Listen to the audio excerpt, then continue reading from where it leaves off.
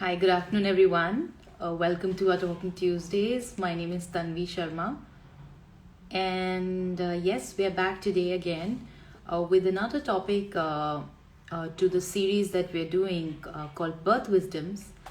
And today will be our fourth intelligence that we will be talking about in this series called Birth Wisdom.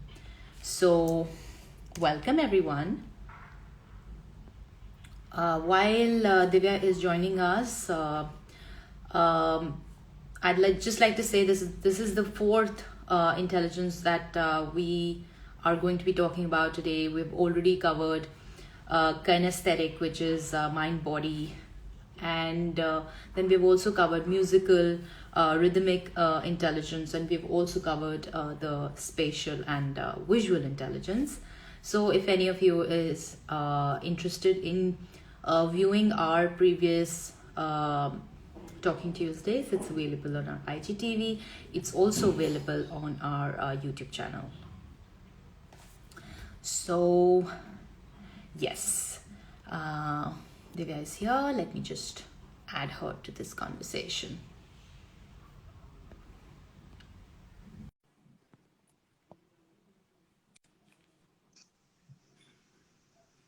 Hi, Divya. Hi, good morning. Good morning. Good afternoon. Good Yes. afternoon. So I just mentioned that this is our fourth conversation that we are having on this particular series called Birth Wisdom that we're doing. We've already covered three intelligences, and today we will be talking about the fourth intelligence, which is the naturalist intelligence. So over to you. Okay.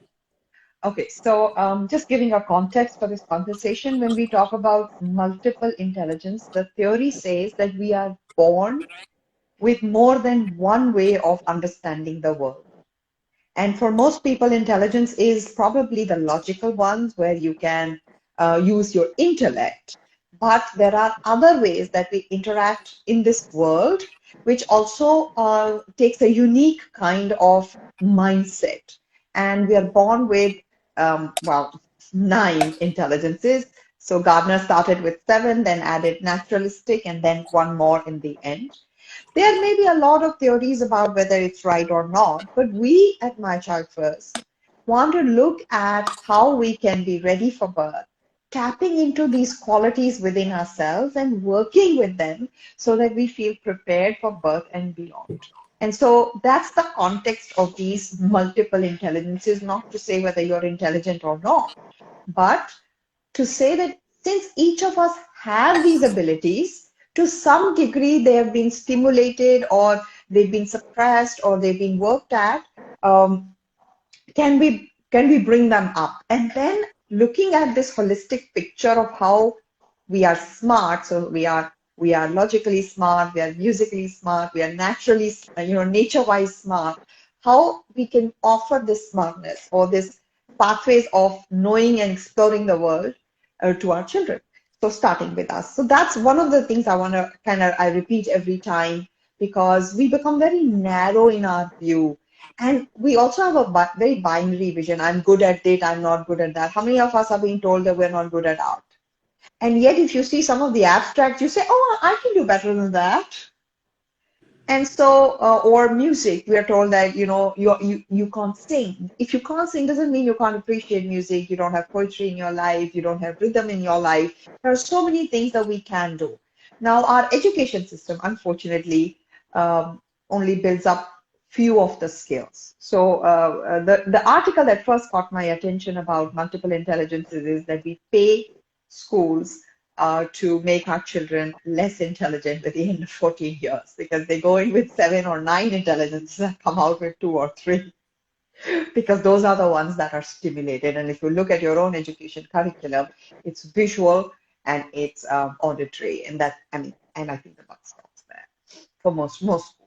So today is naturalistic. And these are the people who are learning and interacting with nature. But to bring it to birth, how many of us have heard birth is natural and then it stops there? And what does that really mean? So we are given an idea that natural birth is something to aspire for because it's the ideal to achieve. And so if birth is natural, what about fear? Is fear natural? Because we are naturally afraid and seek safety. That's natural. Digestion is natural. Sleep is natural. These are rhythms of the body that nature has designed as a blueprint. And in all these bodily rhythms, functions of physiology, reproduction is one of them. And therefore, when we say birth is natural, we say that there is a blueprint in nature that facilitates birth as it should happen for all the people. So that's like a blueprint. Excellent. That's a great starting point. So to prepare using this pathway, you can start with saying, what is this nature's blueprint? It's covered in a lot of childbirth classes, but you can look at the anatomy. This is the pelvis, this is the uterus, this is how the baby is, this is the placenta. So getting to know about how nature has designed it without really judging it or saying good or bad. You know, when you say, and a commonest example I read from Osho saying, do you think the oak envies the bamboo or the bamboo envies the oak? They're unique in themselves. So each thing has a specific purpose, and in nature's great intelligence, um, each one can be, it's multifaceted. It's not just a linear function. You press this button, this light will come on. It's multifaceted. So the same muscles of the uterus that keep the baby safe, that grow in size to nurture the baby, can then change their function to pull the cervix up, cervix which has been now closed and long, can get soft, and those same muscles can pull the cervix up to make way for the baby. So understanding that it is appropriate action which is facilitated by mechanism of nature. That could be one way of preparing according to this. So listening to, yes, definitely knowing anatomy, but more important, the functionality, the functional anatomy is very, very important.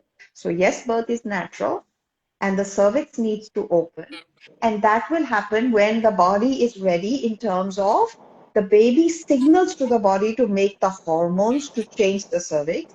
And yet, if the implantation of the placenta is near the cervix, that might not be the appropriate pathway to take. So understanding the discrimination of what nature has designed and how it functions generically and what does it mean in my life is natural intelligence right there, which also means you know about the pelvis, you know how the baby turns, you know the baby's transitions into this world.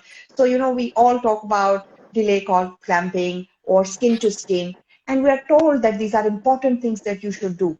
But that conversation with your care provider may be really difficult because you're asking for something of which you know. But so understanding what is the mechanism of that transition. What would skin to skin do to facilitate the entry of your baby or the gentle, you know, beginning of your baby? How does that affect you and your relationship? And also understanding, okay, this is the mechanism in nature, and for some reason I haven't got it, what is my recovery process? For me, both as a birth worker and as a therapist and as a human being, most of all, it is about curiosity and joy of the future, not dismissing the past, but to say that there is an element of healing and health, both in the present moment. That is such an important aspect because it A takes the pressure away from whatever may happen, and B brings you hope. Hope is so important. Now, if you look at the nature's design of hope, when we feel hope, our biochemistry changes. When we feel hopeless, there is a whole different phenomena in our body. A lot of people have experienced this. You're going through something, and then just knowing that there is somebody there you can lean on. You may or may not even call them, but just knowing fundamentally inside that I'm not alone. What can that do for you? And there lies the intelligence. And so understanding the body, and a class can do that, but your own education can do that. You can do self-education. not only in terms of what works and doesn't work, but what works, how it works, and how I can use it for myself is naturalist. Take an interest in that. Working at the biology of the baby, neurobiology. We may be living in the body, but the control center is up here and, of course, distributed through the nervous system. How does that work? A lot of things are told to us in terms of value, saying, what is it to be a strong person? And my grandmother used to say something so beautiful, which has kind of dictated when I observe things about strength. And she says, कि फल उसी डाली पे आएगा जो झुक सकती है. So she showed me the value of resilience and flexibility versus the known resistive strength. And so if we bring that quality a little bit, that's also nature teaching us something very unique. That if you want to have, so basically translated says, the branch that is flexible or supple or flexible can bear fruit because it will have to bend a little bit under the weight of the fruit. If it is stiff and rigid and cannot bend, then there will be a break. And that is such an important thing as well to understand nature. Nature does not value uh, your being in a certain way. Nature values survival. Something happened or something is happening. What is the way that you can move through it? That is nature's design. So understanding that, appreciating that, whether that means doing things yourself or whether that means asking for help or whether that means, building your resources.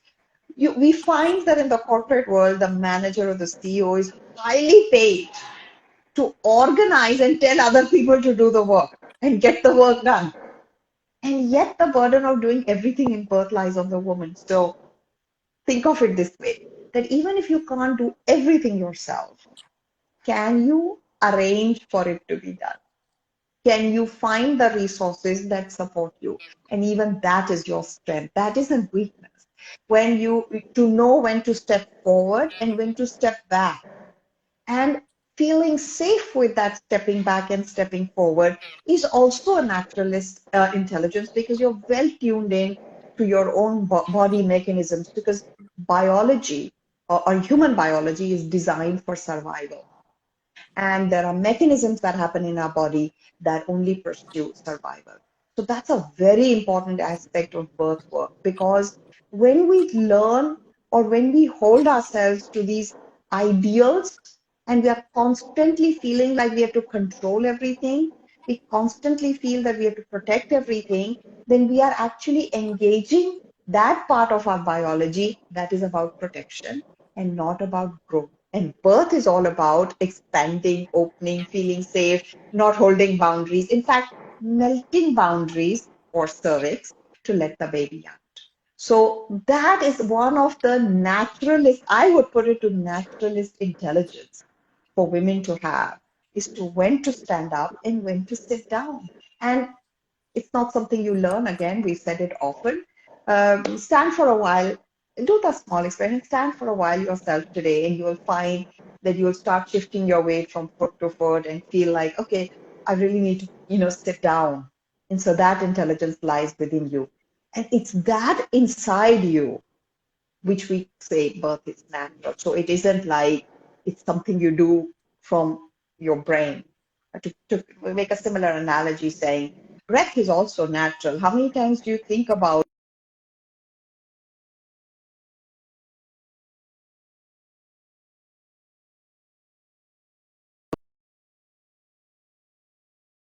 to say, I want to breathe naturally? No. So understanding nature's rhythms, how things move in nature, what is the blueprint of nature, and somehow we've been living in this idea that there is a lack in nature, but there isn't. I'll give you some of the very simplest examples for you to take in. How many potential ovum does a woman have? She's never going to have that many children in her lifetime. That's abundance. To make sure that there is more than what you need. Talk about milk. The first thing that happens when milk comes in is engorgement. That's abundance. I don't know how much you need, so let me give you a little bit extra. And when we start to live and appreciate the abundant nature, how many seeds does a fruit have? Not all of them will come to fruition or grow, but there is a little bit of an overkill there as well. So there is a sense of abundance in nature. And when we tune into our naturalistic intelligence, we see that abundance around us, in us, through us. The other thing about nature that you should understand it is quite nurturing. It's not cruel. It gives you opportunities upon opportunities of health and repair. So when I said healing and health, they're actually two different things. When something happens, say a cut on your hand, immediately the blood will clot. Immediately the skin will begin to melt. So each cell of your body has a healing capacity. But also each time your body, every moment, it seeks health, means how do I compensate? And the answer, I mean, the example of that is that if your left foot is hurting, you will automatically shift weight to the right. And that change, or the muscles of the right taking on the job, is actually health. Health is not the absence of disease. Health is an innate property of your body to move towards balancing and making it work. And that is ever present in birth. To give an example, if your baby is in a certain way, which is not the optimal for the baby to pass through the pelvis, your labor pattern will change. Your contractions will come in a different pattern, and you will feel, let's use the word pain or discomfort, in a specific way. And when you naturally, instinctively respond to that, that will facilitate movement of the baby. No different from, say, you're sitting on a seat which is lumpy and has something sticking which is hurting you. What is going to happen in your body is you're going to shift your weight and adjust so that it's the least discomfort on the lumpy chair automatically. And that's also naturalist intelligence in your body. So I'm tying it all together when how you are already in sync with nature's plan of healing and health, and mechanisms that facilitate certain processes, which could be reproduction, digestion, sleep, immunity, or birth, which is reproduction, or survival, even fear, even anger, even walking away from something can be those mechanisms. Then you are showing attunement to nature, and I would call it a naturalistic intelligence. So here are some of my suggestions to grow it and be in touch with it, and see how well they will overlap with what we've done already. The best exercise for pregnancy and birth is walking. So we'll start with that. Taking a walk will allow you a sense of your own bodily kinesthetic intelligence, because as you walk, you feel your body. And then if you do it, it also gives you a spatial orientation, because where are you taking a walk? Yourself in relation to the space outside. Then you might take a walk in the garden and look at the trees. And if you do it, if you pause and observe very, very quietly, you might see nature in action. How does the squirrel run across? The curiosity of the birds, the leaves fluttering, even the letting go of the leaf from the tree. The simple act of saying, okay, that's it. Even that can be a big resource in birth. And then, of course, if you add music to it, then it's musical as well. So you are now using multiple intelligences in that one walk. But the experience of that walk is reaching into different aspects. And of course, that's a great exercise. For the baby is also getting the rhythm of the walking, the movement, the spatial orientation, the positioning, and baby's natural tendency towards the end of pregnancy to become head down and move into a place which would then facilitate birth easily. So many things are happening at exactly the same time as you are doing the walk mindfully. So that would be one of the ways of building natural, or stimulating a naturalistic intelligence. Another way is to that you can have a small garden. You could have you could plant a plant, or you could observe a plant in your garden and you can see how it changes. So if you have 5 months, 6 months, 7 months, 3 months, how things change in nature, the simplicity of it, and the effort the plant puts in every bit of it, and the ease with which it can let it go. So the effort that you've put into, or the importance of this baby, and the ease with which you are opening up to the next stage can also imbibe that naturalist. So you can learn from nature there. You can look at rhythms of nature. Day follows night. We've talked about this before. So rhythms of nature. Uh, it's not judgmental in terms of how hot it is or how cold it is. What needs to be done happens next. And so that could be one of them.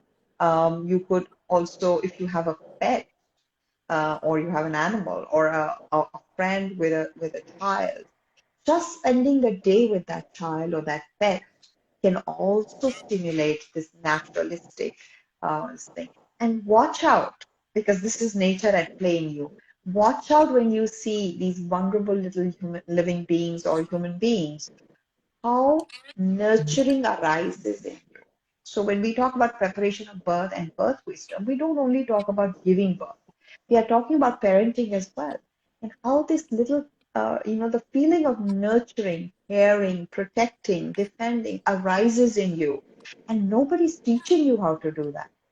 So much of worry about being a good parent versus this ability that can arise in you that cares for them. And then when you say you have a puppy, and I'm giving you a live example. So three indie puppies adopted us, and we have a house full of puppies.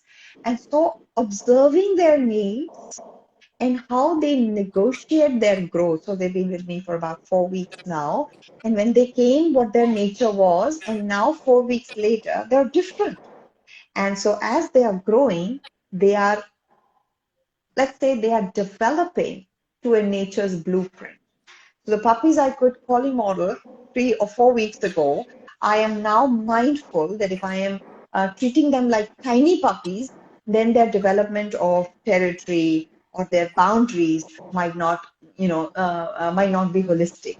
So then I follow their cues. I still nurture them. I still pet them. I still care for them. But I have to change my behavior to them simply because I am trying to, understand what they need from me, and that rises naturally. It's not like anybody has to teach me. Of course, then I take the path of Google and look at and talk to some people who know more about puppies and educate myself, and then go back and say, oh yeah, my behavior or my instinct said this, and this is what happened, and this is justified, or this is the explanation. But it's such a wonderful journey, and I feel no pressure of being the perfect mom to these puppies, while I can tune, and all three are different, and these are puppies. And so tuning into that attunement of nurturing, of caring for, and because you care for your child or whoever it is, finding out more about them is also a pathway of your naturalistic intelligence, because you're appreciating that nature is highly sophisticated and all systems have been set into play. And if I can come into tune with those systems, I can optimize my care, my role as a parent, my role as a pregnant woman. So I am supporting these natural pathways by learning about them, by being in awe and appreciating them. That takes a while. So pausing there a bit, and then, of course, incorporating them in my life so that I am in sync with them rather than I have to do these. Because this pressure of doing is really tremendous, and it takes us away from being available to what we have to do to the what ifs, the would, should, and could. And that's really detrimental to our mental health and everything else around us. So this is my little bit about naturalistic. Great. So, yeah, I mean, I was just lost while you were talking about all of that, especially when you said that, if your labor is not progressing, if your child is not in an optimal position and, your labor kind of, changes, your contractions changes. So similar thing happened to me. So I was just imagining myself, back in those days. And yeah, so it was really good. I think this is one of the topics which I really enjoyed listening to. Out of all the four intelligences, this would have been, my favorite out of all four. Is So that because you made a personal connect? personal connect, and I think, your tips at the end made it quite relatable. And then we had already spoken about, three intelligences and how they all come together. We're not in So fragments, no, we're not correct. fragmented that way. We are Yes. actually, and the simplest life actually uses all these intelligences. And the Right. beauty of it is, Tanvi, which is I want to emphasize here so much, is that we feel that because we value intelligence so much, that we feel that some people have something and others don't. It's again that lack. But nature's not like that. Nature doesn't show lack that way. Nature says everybody has all of it, and then there is a personal choice of what is more preferable, and we follow that. So people who cook with their heart have a lot of naturalistic intelligence because they can visualize and smell and taste and imagine the food even before they cook it. Yeah. So it's not, so they're naturalists. So most people would think naturalistic intelligence is high in people who work with, say, biology or, follow these careers. But that's not true. Even chefs, because they're working with food and the flavors and plants, medicinal. And you'll see, if you see our traditional recipes, you'll find that we are combining things that actually work well together. And the simplest example I'll tell you that in our country, in the lentil, the dal, we do tarka, zira tarka, which is cumin with desi ghee, and that's supposed to be the simplest and most the delicious food. But what is offered from the cumin is actually released or is fat soluble. So the fat and the cumin together actually brings us a lot of good health or makes the nutrition available to us. And that itself is a naturalistic intelligence. And so a lot of people innovate on recipes, and I feel that is also. So when you think about food, when you imagine its taste, when you put it together and you eat it mindfully, you're using so many different pathways to have an experience or make sense of an experience of that food. And when we do our next, we'll bring in more in the simple act of eating, making and eating food, which is common to everybody, not just pregnant women. Everybody eats. But if they can bring in all and feel into all those different ways that you're experiencing that one activity of eating food, it'll show you how intelligent you already are. Yes. Correct. Great. So that's it from us this afternoon. We spoke about the naturalist intelligence today, and we will be back next week, wherein we will talk about another intelligence. And in case any of you would like to, go through our other videos, which we have already done, so you may view it on our IGTV or on our YouTube channel. So thank you so much, everyone, and looking forward to seeing you next week. Take care. Bye-bye.